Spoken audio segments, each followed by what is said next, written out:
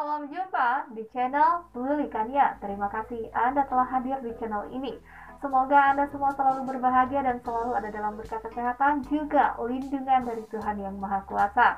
Dan selamat menunaikan ibadah puasa bagi Anda umat muslim yang menjalankannya. Video kali ini kita akan lihat momen saksi ahli dari Prabowo Gibran menantang sumpah mati pada yang mengatakan pemilu 2024 paling buruk. Semua terdiam, tak ada jawaban ya. Mari kita simak bersama. Kira keputusan majelis ini untuk memanggil 4 menteri sangat serius sebenarnya, tetapi menurut saya mereka melandasi ini karena sudah ada indikasi atau bukti permulaan yang akan mereka dukung, karena di dalam putusan MK itu agak berbeda dengan putusan yang sifatnya bukan kriminal di dalam peradilan kita. Peradilan konstitusi itu di samping alat bukti yang dipenuhi, dia harus berdasarkan keyakinan. Apa hebohnya diceritakanlah itu konspirasi rusak MK apa. Aduh, lebay banget itu. Padahal itu ya, kalau saya ya Bang Karni, saya nggak tahu Bang Karni kan wartawan hukum yang paling senior lah. Dalam konstruksi Mahkamah Konstitusi tidak ada yang namanya conflict of interest. Karena dia mengadili norma. Kalau Gibran datang ke Mahkamah Konstitusi sebagai Gibran, saya Gibran Raka Buming Raka datang ke Mahkamah Konstitusi mengajukan judicial review atas satu undang-undang yang membatasi saya untuk mencalonkan diri sebagai presiden atau wakil presiden. Siapa yang melarang? Siapa yang bilang itu conflict of interest? Memperjuangkan hak kita atas konstitusi bukan conflict of interest. Karena normanya akan berlaku bagi semua orang. Ini dihubungkan dengan Pak Anwar, ya kan? Saya ini kenal Pak Anwar Usman ini, Pak. Nggak ada orang lebih lurus dari Anwar. Ini orang Bima. Anda cek rekodnya. Nggak ada orang lurus lebih dia tuh. Saya kalau ngomong sama Pak Anwar, ngomong ngalor ngidul pakai bahasa daerah tentang daerah kami, ketawa. Tapi begitu kita ngomong perkara, dia melengos. Saya jamin moralnya dari 9 hakim MK itu yang paling benar moralnya itu Anwar. Hanya karena dia menikah dengan adiknya Pak Jokowi jadi rusak moralnya. Ini menghakimi cinta namanya ini. Apa urusannya? Gitu loh. Jadi menurut saya ini akhirnya jadi tangis lah. Biasa itu. Dibuka sama Pak Jimli, bagus Pak Jimli dia buka. Ini orang, saya tahu betul tuh siapa dari 9 hakim itu kader partai politik. Dan selamat dia di situ karena didukung oleh partai politik. Ya udah mulai jelas lah karena udah disebut bahwa semua melanggar gitu kan. Berjalan lebih daripada separuh jalan, walaupun harinya masih belum separuh. Tetapi saya tidak menyangka baru separuh jalan saja sudah hampir bisa kita simpulkan akhir daripada perkara ini. Dari awal saya memang melihat bahwa begitu banyaknya kelemahan-kelemahan daripada permohonan yang diajukan mereka, dalil-dalil yang mereka ajukan. Tapi saya berapa hari ini masih nunggu sebenarnya konfirmasi dari Bawaslu. Apakah betul bukti-bukti yang mereka ajukan ini bisa terbantahkan oleh Bawaslu. Ini terus saja kita menantikan 2 hari ini. Ternyata setelah melihat hari ini, saya tidak menyangka begitu mudahnya Bawaslu membantah semua tuduhan-tuduhan kecurangan-kecurangan yang dilakukan oleh paslon 2 ataupun melalui pemerintah dalam kasus ini. Saya melihat pemohon 1 dan 2 mungkin sudah mulai kehilangan akal, sehingga yang mereka tampilkan ketika memeriksa saksi bukan lagi pertanyaan, tapi sudah mulai narasi-narasi. Mulai dari pagi hari narasi tentang Sirekap adalah alat bantu kecurangan, kemudian tidak jujur dan adil dan sebagainya, bansos dan sebagainya ya. Nah itu kelihatannya sudah habis lah. Di akhir tadi persidangan ini sudah boleh dikatakan kita sudah bisa simpulkanlah bahwa tidak ada lagi dalil-dalil mereka bisa tampilkan karena memang tidak ada lagi kesempatan.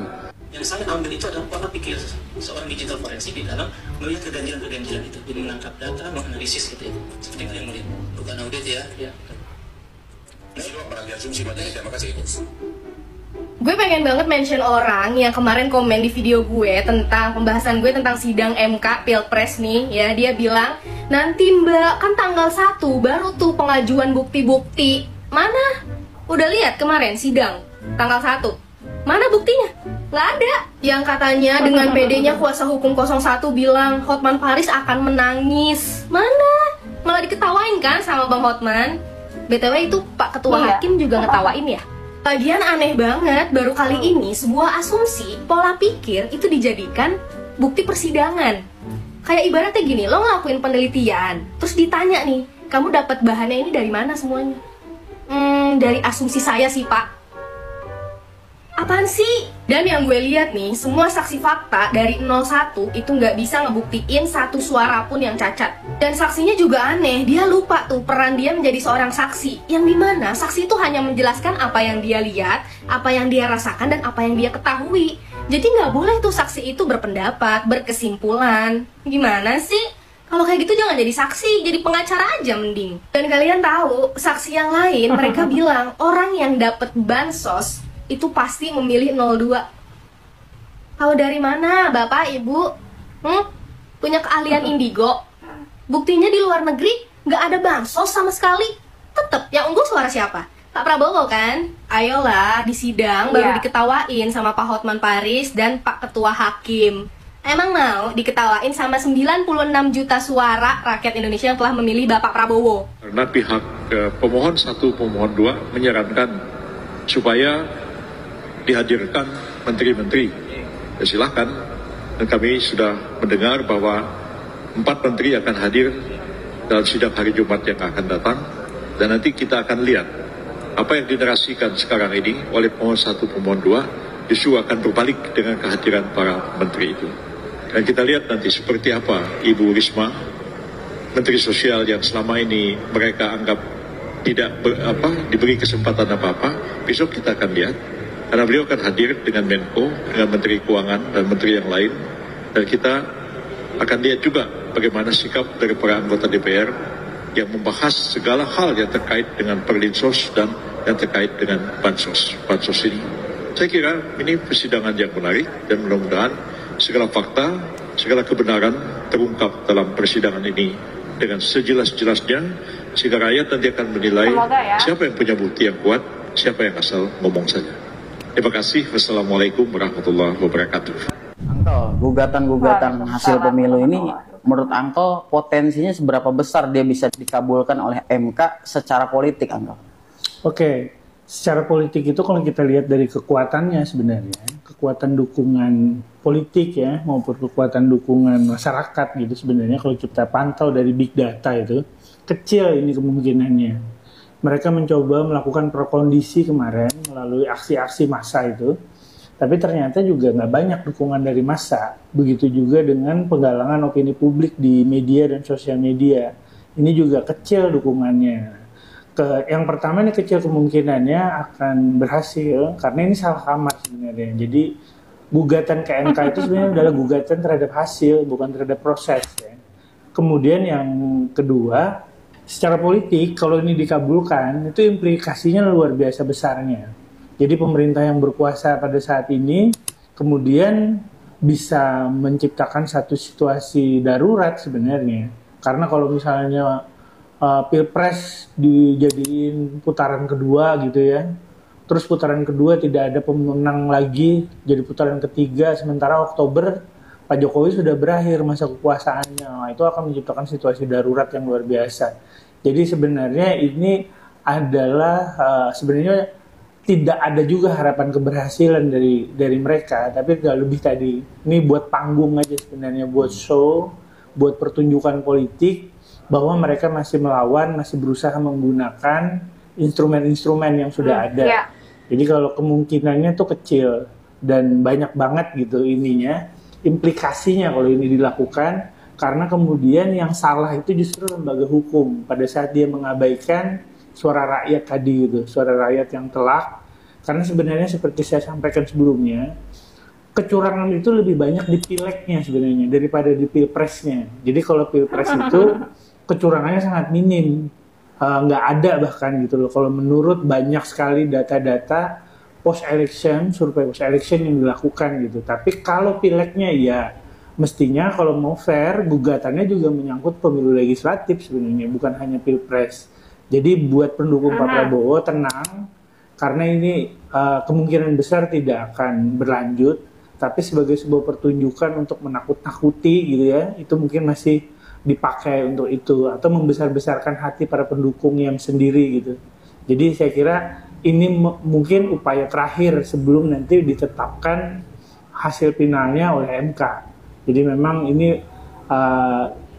ikhtiar aja dari pihak lawan yang tidak mau menerima kekalahan atau tidak mau menerima kenyataan. Saya ingin menekankan kepada teman-teman media ya, bansos itu adalah instrumen di dalam APBN. APBN adalah undang-undang. Undang-undang APBN itu dibahas bersama seluruh partai politik, fraksi di Senayan. Dan sesudah menjadi undang-undang, dia menjadi instrumen negara bersama. Ini untuk menekankan bahwa bansos tahun 2023 nilainya 476 triliun. Jadi ya semua partai politik yang membahas melalui hak budgetnya bersama pemerintah, silakan menjelaskan mengenai APBN itu sebagai instrumen. Di dalam bansos 2023, di situ ada PKH, untuk 9,9 juta kelompok penerima, kartu sembako 18,7 juta kelompok penerima, BLT El Nino yang tahun 2023 kita introduce karena waktu itu musim kering memuncak dan sekarang meskipun sudah mulai hujan namun kemudian muncul banjir sehingga musim tanamnya tetap tergeser juga. Subsidi BBM, subsidi listrik, subsidi kredit usaha rakyat, bantuan pangan, itu semuanya sudah ada di dalam APBN 2023 yang nilainya total tadi mencapai 476 triliun. Tahun ini 2024 bansos di dalam APBN kita nilainya 496 triliun. Jadi beda 20 triliun.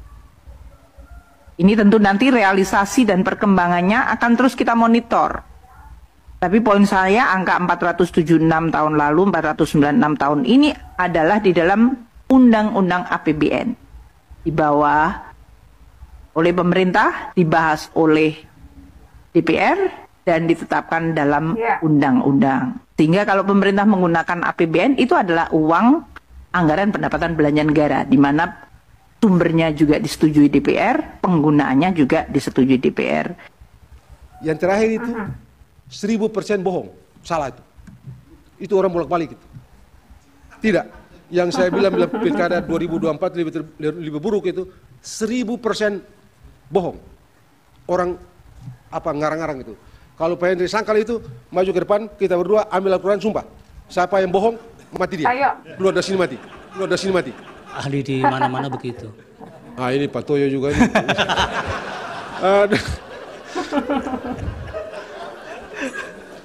Ini belum tidur Pak Toyo dari jam 3. Oke. Sekarang tadi panggil saya tidur di luar sana. Ketua, saya mengatakan 1-2 patah kata. Pak Margarito, terima kasih atas nasihatnya kepada Mahkamah supaya Mahkamah Konstitusi top. Terima kasih banyak. Wow. Assalamualaikum warahmatullahi wabarakatuh. Waalaikumsalam. Semakin seru saja ya episode demi episode dalam Pilpres 2024 ini. Bagaimana selanjutnya? Kita akan lihat nanti ya. Sampai di sini Lili Kania menemani Anda. Terima kasih banyak.